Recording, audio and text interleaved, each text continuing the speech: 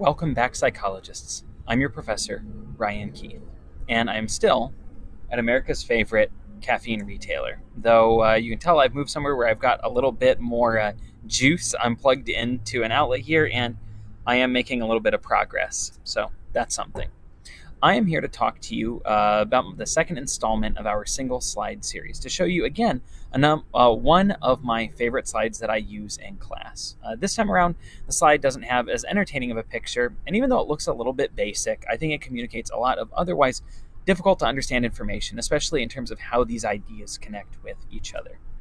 The unifying concept this time around is fake it till you make it. Fake it till you make it is a phrase that you may have heard yourself as some advice somebody gave you when you didn't feel like you were prepared or cut out for some new opportunity. It was advice I got the first time I was teaching. I knew I wasn't a teacher. I knew I wasn't a professor. And the only thing I could think on the first day of class was that somebody was going to catch me writing on the chalkboard and I was going to be in so much trouble. So I got the advice from my mother, well, just fake it till you make it. In other words, even when you don't feel qualified, just pretend that you are. Exude confidence. And if you give yourself long enough, eventually you'll find that you've moved from faking it to making it, that you don't have to pretend anymore. You actually are capable and qualified. What I love about this is that it actually is true.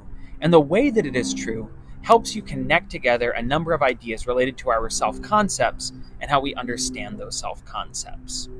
So without further ado, I'll move on over to the next slide here and show you guys a slide that even though it's titled Who Am I want you to think fake it till you make it.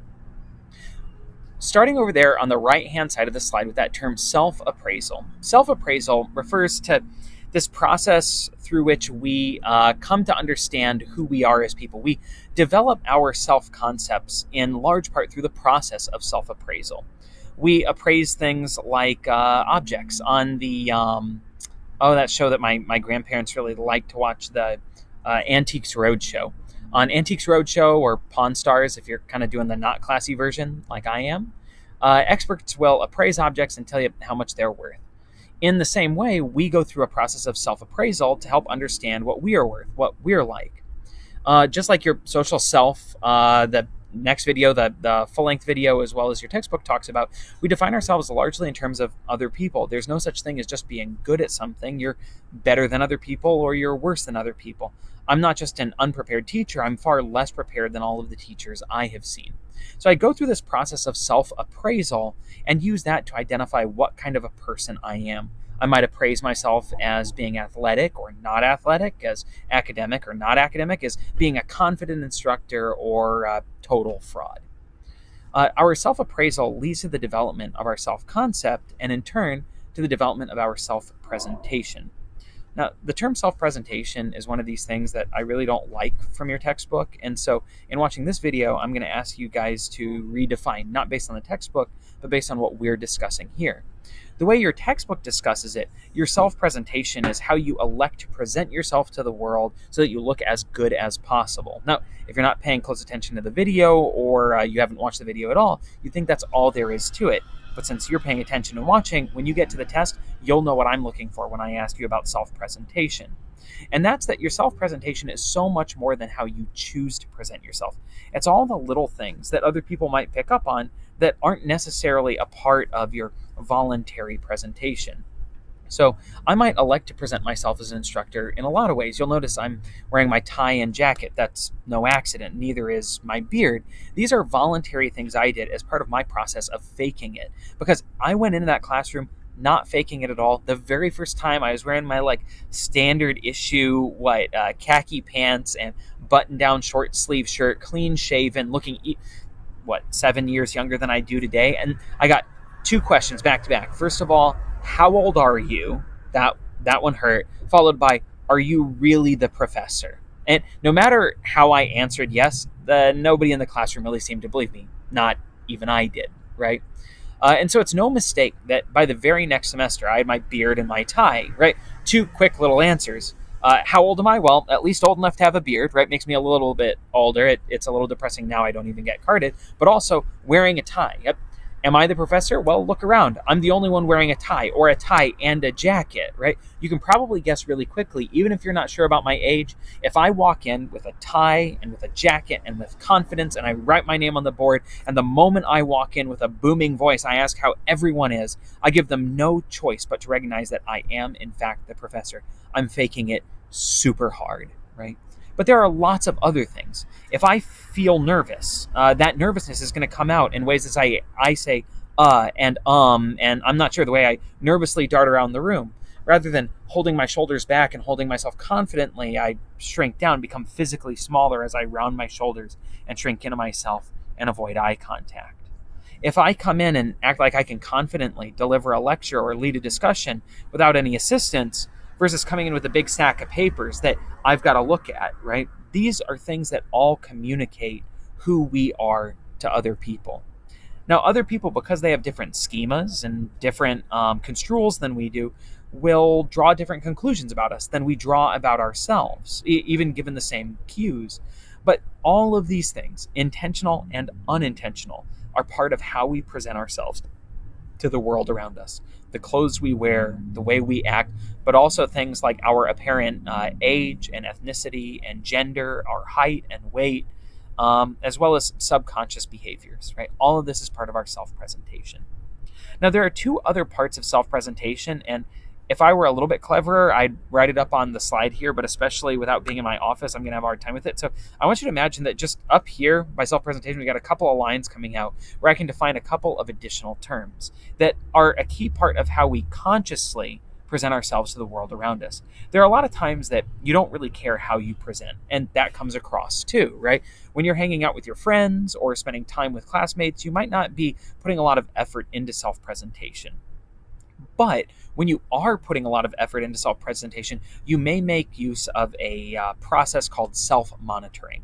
The same way that you monitor or watch other things, that's what self-monitoring is. It's watching yourself. Self-monitoring refers to your ability to watch yourself within a social situation and then make changes so that you better match that social situation. Some people, like me, are very high in self-monitoring. It means that I watch the situation a lot and I try to modulate myself in a big way. I might change how I'm dressed. I might change the words I use. When I'm recording these videos even, I'm using different language than I would normally. I even speak at different volumes based on the situation that I'm in. Other people are relatively low in self-monitoring. My father was one of these people. My father would wear two different kinds of t-shirts anywhere he went. He would either wear a bright yellow t-shirt that he wore for the practical purpose of being a motorcyclist and he wanted to be visible to anyone while he was on the road, or he would wear a camo t-shirt. It didn't matter if you were going to Golden Corral or Carrabba's or somewhere that was actually like nice. If you invited my father, one of the deals you made was you were just going to accept he was going to wear a camo t-shirt anywhere he went. And the entire reason he would do that was that he just liked camo. He thought it looked pretty. He liked the way it looked. And in the end, he didn't really care enough about the situation or the way that other people might judge him to change those things about himself, right? He was relatively low in self-monitoring. Now, if you're defining yourself right now as a high or low self-monitorer, you might be able to identify a couple things about people who are either high or low in self-monitoring. People who are higher in self-monitoring tend to have higher levels of social anxiety. Not surprising. One of the reasons that you're changing the way you act is because you don't want to be judged by other people. In addition, we also tend to see that people who are high in self-monitoring are low in self-esteem, or at least lower. If I was brimming with confidence about myself, I wouldn't feel the need to change who I was to get acceptance from other people. Now, a big part of self-monitoring is self-regulation.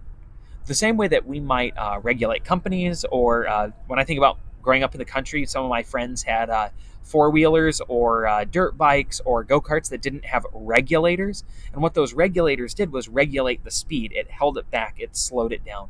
Self-regulation is that process that you go through where you keep yourself from doing things that you would normally do. You're keeping yourself in check. There are a lot of ways that we monitor ourselves and fit a situation. You're thinking of funny jokes, of wearing certain clothes, of trying really hard to fit in with a situation. But the stuff that seems really draining is when you're around people you don't feel comfortable with or you don't like, and you have to hold yourself back and not be who you would normally be.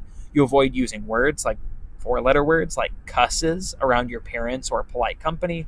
You might avoid using slang or even using an accent that you would normally use. Maybe you're normally talking with your hands a lot and you keep that down and try to keep that energy level low. What we tend to find is that when we're in situations where we have to exercise a lot of self-regulation in polite company, in class, in the library, you'll find that even though you haven't been doing a lot, you feel exhausted when it's all done because it takes a lot of energy to use that up. In fact, what social psychologists have seen is that we end up going through this experience known as ego depletion, in which we use up our ability to control ourselves in situations like this. This is why when a student tells me that they're going to study for 3 hours straight, I have a little bit of doubt about whether that's a good idea or not. Not because they're irresponsible students who aren't capable of doing it, but because keeping yourself in check for that long is going to be a really, really hard thing to do. Now, there is a lot of mixed evidence on this, but I'm going to choose to believe one side of it just because I really like it. But one of the things that we know is that this big part of your brain up here, your prefrontal cortex, that is responsible for self-control, well, it's involved a lot in self-regulation. It's also really power hungry and a really energy using part of your brain. A result is then that it would kind of make a lot of sense that you might feel tired after exercising a lot of self-control. You're running the huge powerhouse in the front of your brain. And so, and this is why I say there's like one small study and it's contradicted a little bit, but I just like the outcome of it. It's possible that one way that you might be able to help yourself exercise a little bit more self-control when you're feeling tired and ragged out and frustrated and you don't want to study anymore is literally to have a sugary snack, to have a cookie or a brownie or I don't know, something from the Little Debbie franchise, right? It's like it gives you a shot of that glucose that your brain uses as energy. And in fact, there's one study that shows you don't even have to swallow the sweet food. You just have to taste the sweetness and your brain is ready to boost a little bit more energy there because it thinks it's got something to spare. So we appraise ourselves through self-appraisal. Sorry, over here, self-appraisal, right? We appraise ourselves through self-appraisal. And based on that appraisal, we then present ourselves to the world in a particular way. Some of that is unconscious stuff, but some of it is really conscious. And we do that conscious presentation through the processes of self-monitoring and, by extension, self-regulation. Now, depending on how we present ourselves, other people will react in particular ways. If you come across as a really confident person, like I hope to in the classroom, I'll end up with a lot of students who respond that way. They sit quietly, they act responsibly, they act with deference, raise their hands to ask questions.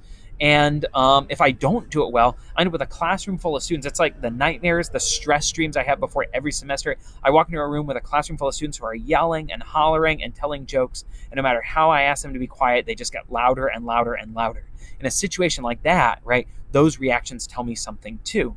In either way, these reactions from others serve as a bridge between self-presentation and self-appraisal. That self-presentation leads them to react in a certain way, and those reactions inform how I appraise myself in the future. That process of reading those reactions from others is called reflected self-appraisal. Reflected self-appraisal means, just like with self-appraisal, we change the way that we look at ourselves. But rather than this being based on our personal recollections, it's based on how we think other people view us. So reflected self-appraisal means you change the way you think about yourself based on how you think other people view you.